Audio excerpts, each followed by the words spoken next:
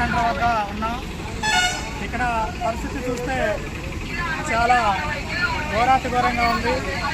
RTC బస్సులు లేక ప్రజలు చాలా ఇబ్బందులు పడుతున్నారు.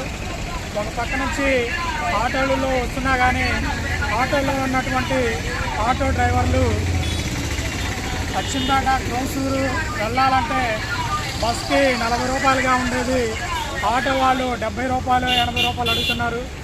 ఇక్కడ ఆర్టీసీ డిపోలో ఉన్నటువంటి బస్సులన్నీ ఈరోజు జగన్మోహన్ రెడ్డికి చేస్తున్నటువంటి సిద్ధం సభకి తరలించారు.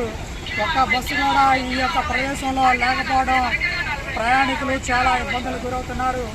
ఉదయం తాలూకా సెంటర్ వద్ద శ్రీ కన్నా లక్ష్మీనారాయణ గారు చాలామందిని ఆటోల్లో గుంటూరు మరియు నర్సాపేట తదితర పరిసర ప్రాంతాలకి పంపించడం జరిగింది సొంత ఖర్చులతో.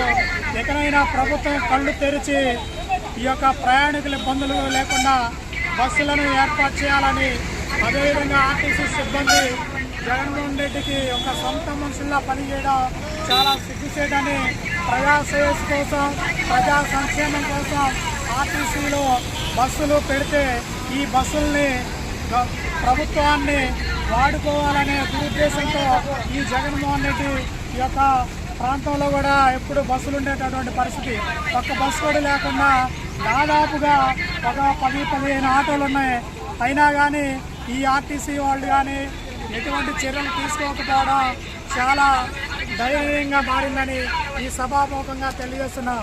జై తెలుగుదేశం, జై కన్నా, జై